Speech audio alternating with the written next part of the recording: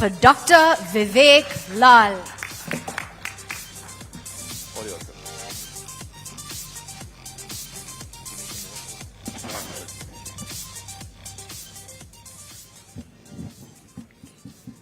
Thank you so much.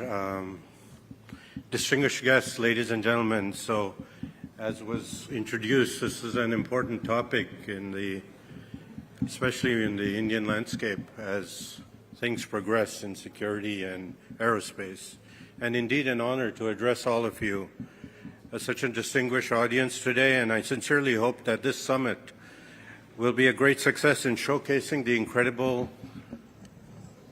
potential that the global aerospace industry has in India and India in the global aerospace industry. Under the stellar leadership of the Prime Minister, Resurgent India has set new standards in aerospace, ranging from fighter aircraft, helicopters, transport, and aerial payload delivery vehicles. In consonance with supporting industries for overall national development, Atmanirbharta is now a buzzword for Make in India, and this echoes in all sentiments that portray India's plans for future growth. It is heartening to notice that self-reliance is being applied across all sectors of industrial activity, and the need to expand India's scientific and technological capabilities are being translated into action through a national thought process. India's foremost research and development institutions have significantly invested in indigenous capabilities to bolster cutting-edge, high technology and advanced sciences.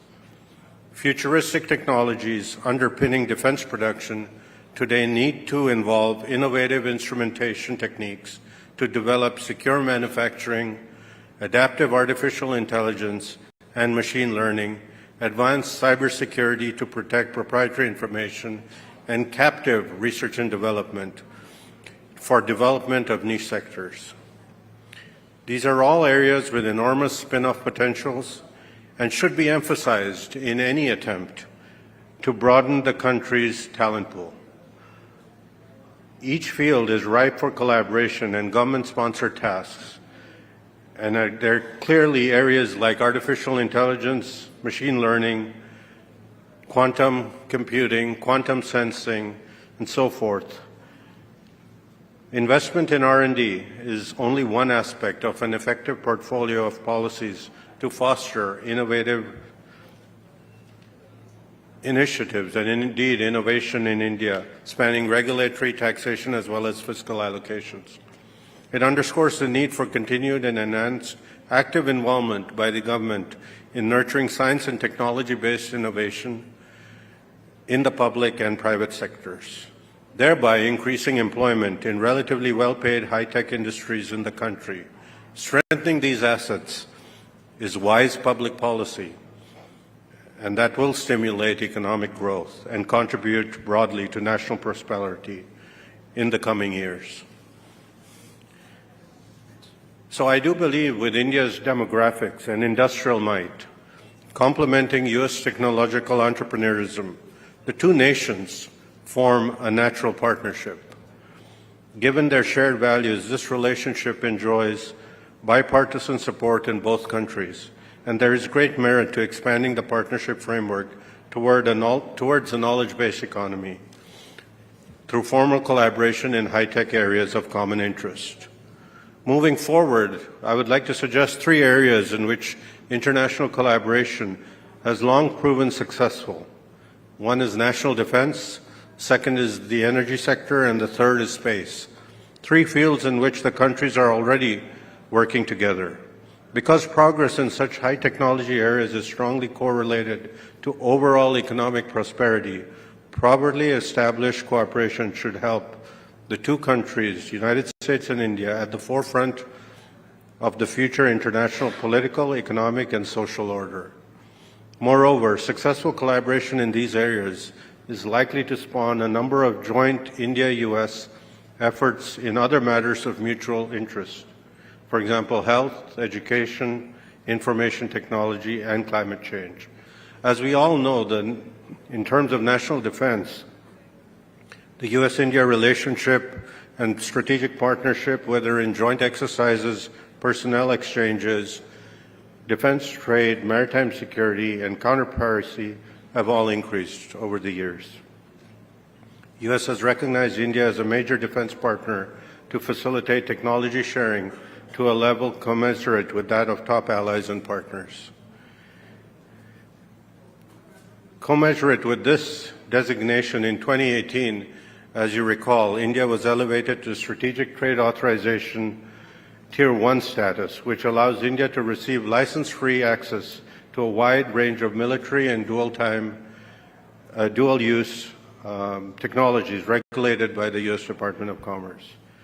The relationship continues very strongly in peacekeeping collaboration in the Indo-Pacific, and as you know, both countries have signed very key foundational agreements like the Limoa, COMCASA, BECA, so forth. So all this provides the building blocks to a very strong and robust relationship going forward. As many people have spoken about artificial intelligence and so forth at this summit, even in defense, there are some very key questions that all nations ask, especially data-driven defense technology. Where will the money be spent and what technologies are the future? What are the technologies that will change defense platforms? How can OEMs and local partners push continuous innovation and capability enhancement? What are the data and intelligence solutions that will enhance long-term capabilities? What are the challenges to implementation of existing platforms? So as we look at all these questions, I think three things come to mind that are common themes. One is open architecture.